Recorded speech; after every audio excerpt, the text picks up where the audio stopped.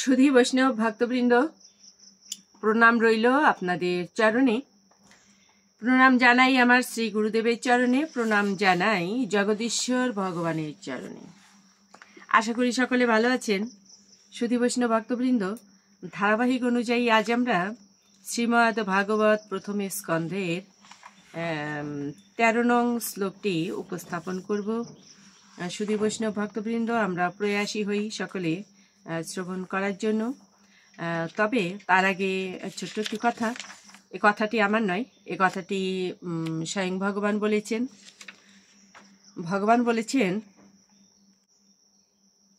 জীবনে চলার পথে তোমার পরম বন্ধুকে, আর জীবনে চলার পথে তোমার পরম শত্রুকে, এটা যদি তুমি জানতে পারো তাহলে তোমার জীবন চলার পথটি হবে অনেক সহজ এবং তুমি সঠিক পথে চলতে পারবে।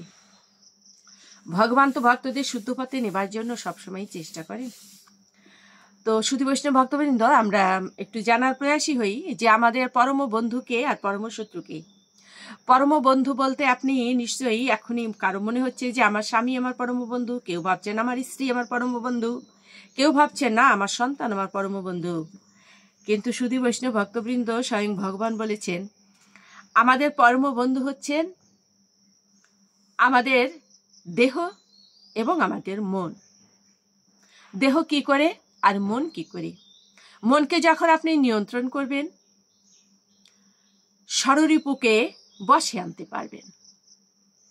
মন যদি আপনার নিয়ন্ত্রণ না থাকে, নিয়ন্ত্রণ করতে পারেন মনকে, তাহলে ষড়রিপু বশে থাকবে।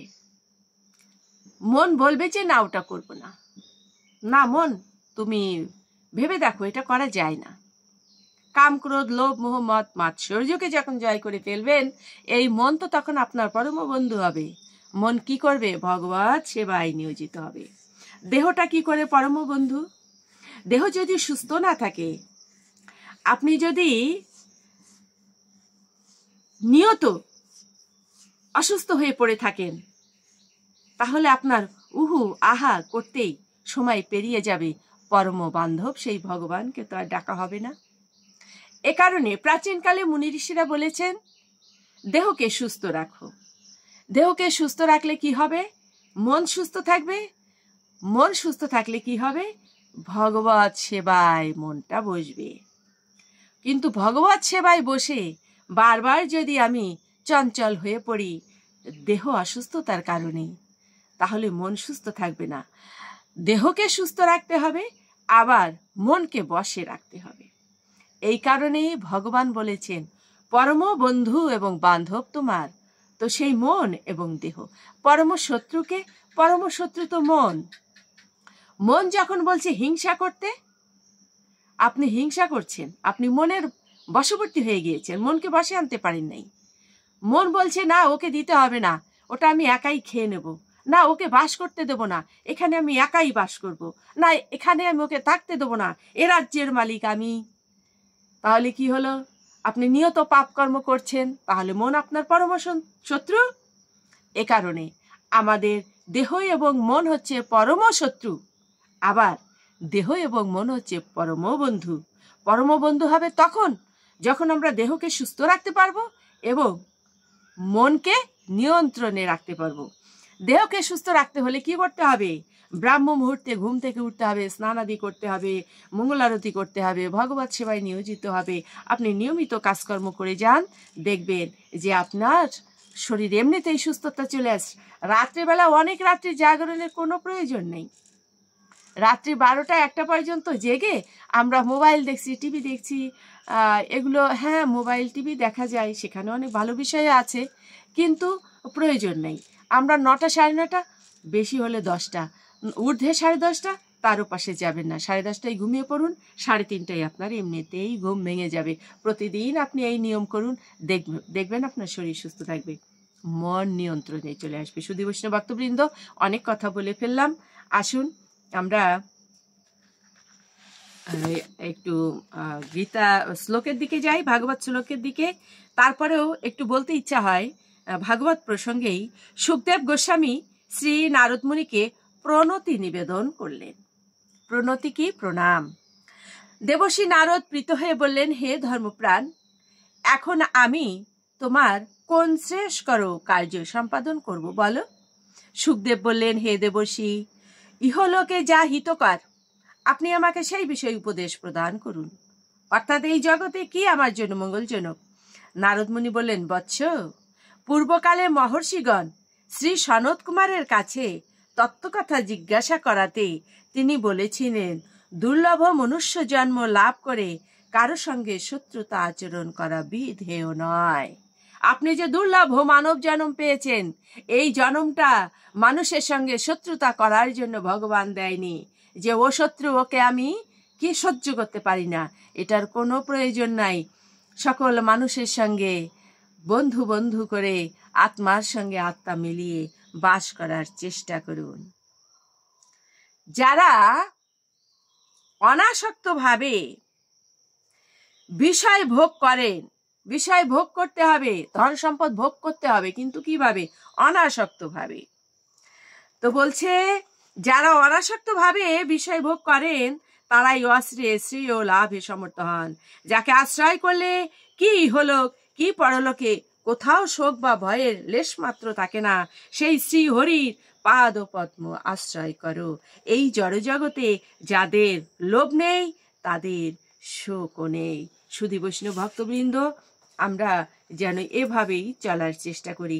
আসুন আমরা ভাগবতের একটি শ্লোক, অমৃতময় এই শ্লোকগুলো অবশ্যই শ্রবণ করব বা পাঠ করব। তাতে কি হবে? আমার এই যে কলিকালের যে পাপে জড় জড় দেহটি শুদ্ধ হয়ে যাবে, ভগবত চরণ লাভ করার আমি প্রয়াসী হব বা অনায়াসে সেটা পেয়ে যাব। ওম নমো ভগবতে বাসুদেবায়, ওম নমো ভগবতে বাসুদেবায়। শ্রীমদ্ ভাগবতে শ্রী ভাগবত গ্রন্থ মহাপুরুষায় নমো। শ্রীমদ্ ভাগবত প্রথম স্কন্ধ শ্লোক সংখ্যা 13। তৎ নাহা শুশ্রূমাননম অর্হসি অঙ্গ অনুবর্ণিতুম ইয়াসা অবতারঃ ভূতানাং সময় চ ভবয় চ।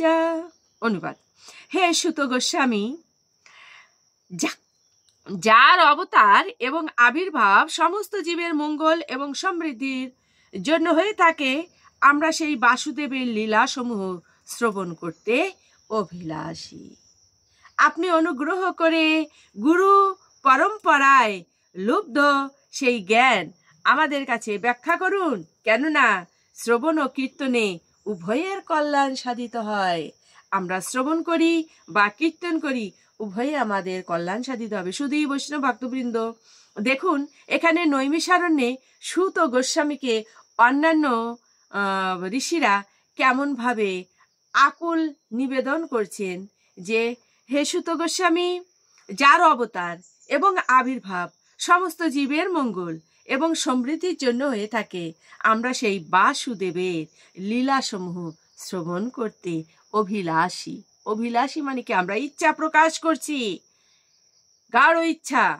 আপনি অনুগ্রহ করে গুরু পরম্পরায় লুব্ধ সেই জ্ঞান। সুধী বৈষ্ণব ভক্তবৃন্দ, জ্ঞান লাভ এমনিতে হয় না। দেখুন ভাগবতে বলছে গুরু পরম্পরা, গুরু আশ্রয় করতে হবে, এবং গুরু আমাদের যে জ্ঞানটা দান করবেন, গুরুদেব, সেই জ্ঞানটা তো তিনি তার গুরুদেবের কাছ থেকে নিয়েছেন, আবার সেই গুরুদেব তার কাছ থেকে নিয়ে তার গুরুদেবের কাছ থেকে নিয়েছেন। এভাবে পরম্পরা ভাবে জ্ঞানটা আমাদের কাছে এসেছে। সেই জ্ঞান কি করতে হবে? আমাদের অর্জন করতে হবে।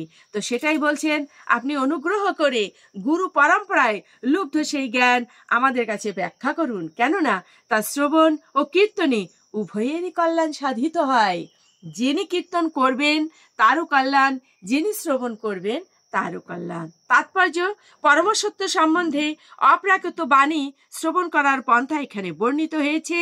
এই বাণী শ্রবণ করার প্রথম যোগ্যতা হচ্ছে যে শ্রোতাকে তা শ্রবণ করার জন্য ঐকান্তিকভাবে আগ্রহী হতে হবে। কি বলা হয়েছে সুধী বৈষ্ণব ভক্তবৃন্দ? বলছে এই বাণী শ্রবণ করার প্রথম যোগ্যতা হচ্ছে যে শ্রোতাকে তা শ্রবণ করার জন্য ঐকান্তিকভাবে আগ্রহী হতে হবে, একান্তভাবে, একনিষ্ঠভাবে আমি বসে যাব ভগবানের কথা শ্রবণ করতে। এবং এই যে ঐকান্তিকভাবে বা একনিষ্ঠভাবে শ্রবণ করবে কখন বলুন দেখি ভক্তগণ? যখন তার ভিতরে ভক্তিটা প্রবল হবে। তো এভাবে যদি শ্রবণ না করা হয় তাহলে সেই শ্রবণটা বৃথাই হয়ে যায়। আসুন আমরা প্রয়াসী হই, আমরা চেষ্টা করি, আমরা সাধনা করি। একদিনে তো লাভ করার নয়, এটা অভ্যাসের মাধ্যমে যুক্ত হবে। আর তার বক্তাকে পূর্বতন আচার্যদের পরম্পরায় যুক্ত হতে হবে। যিনি এই কথা ব্যক্ত করবেন বা প্রকাশ করবেন ওনাকেও কি করতে হবে? গুরুর আশ্রয় নিতে হবে। গুরু পরম্পরায় জ্ঞান যদি লাভ না হয় তো সে জ্ঞানটাও তো বৃথা, তাই নয় কি? শুধু শাস্ত্র ধরেও অনেক সময় অনেকে বুঝতে পারেন না। অবশ্যই গুরুদেবের প্রয়োজন আছে। শুধু বৈষ্ণব ভক্তবৃন্দ, আমার একটা পাঠে আমি বলেছিলাম চৈতন্য চরিতামৃত থেকে যে আমাদের ভগবানের চরণে যাওয়ার 3টি পথ। এক হচ্ছে গুরু শরণ, গুরু আশ্রয়করণ, আর দ্বিতীয় হচ্ছে ভক্ত সঙ্গ করা, তৃতীয় হচ্ছে এই শাস্ত্র গ্রন্থ শ্রীমদ্ গীতা, ভাগবত, চৈতন্য চরিতামৃত। যে সমস্ত মানুষ জড় বিষয়ের প্রতি আসক্ত তাদের পক্ষে পরম তত্ত্ব সম্বন্ধীয় এই চিন্ময় বাণী হৃদয়ঙ্গম করা সম্ভব নয়। সদ্গুরুর নির্দেশনায় শিষ্য ধীরে ধীরে পবিত্র হয়। তাই শ্রদ্ধাবনত চিত্তে গুরু শিষ্য পরম্পরায় ধারায় প্রবাহিত পরম তত্ত্ব জ্ঞান শ্রবণ করাই হচ্ছে চিন্ময় জ্ঞান লাভের পন্থা। সুত গোস্বামী এবং নৈমিষারণ্যের ঋষিরা এই উভয়ের ক্ষেত্রেই এই যোগ্যতাগুলি যথাযথভাবে প্রকাশ পেয়েছে। কেননা শ্রীল সুত গোস্বামী শ্রীল ব্যাসদেবের ধারায় এই জ্ঞান লাভ করেছিলেন এবং নৈমিষারণ্যের ঋষিরা সকলেই ছিলেন সেই পরম তত্ত্বজ্ঞান লাভে ঐকান্তিকভাবে প্রয়াসী। এইভাবে পরমেশ্বর ভগবান শ্রীকৃষ্ণের অলৌকিক লীলাবিলাস, তার জন্ম, আবির্ভাব এবং অপ্রকট তার রূপ, তার নাম ইত্যাদি সমন্বিত এই অপ্রকৃত বিষয় অনায়াসে হৃদয়ঙ্গম করার যোগ্যতা অর্জন করেছিলেন। এই ধরনের আলোচনা সমস্ত মানুষকে পারমার্থিক তত্ত্বজ্ঞানের পথে অগ্রসর হতে সাহায্য করে। শুধু বৈষ্ণব ভক্তবৃন্দ, আমরাও এমনিভাবে অগ্রসর হব। আমরা এই প্রতিজ্ঞাবদ্ধ হই। আমরা প্রতিদিন কি করব? ভগবানের গুণগাথা, এই শ্রীমদ্ ভগবত গীতা এবং ভাগবত শ্রবণ করব। আসুন আমরা ভগবানকে স্মরণ করে আজকের মতো এখানেই রেখে দিচ্ছি। সকলে ভালো থাকবেন। ওম নমো ভগবতে বাসুদেবায়। ওম নমো ভগবতে বাসুদেবায়। ভাগবত গ্রন্থ মহাপুরুষায় নমঃ।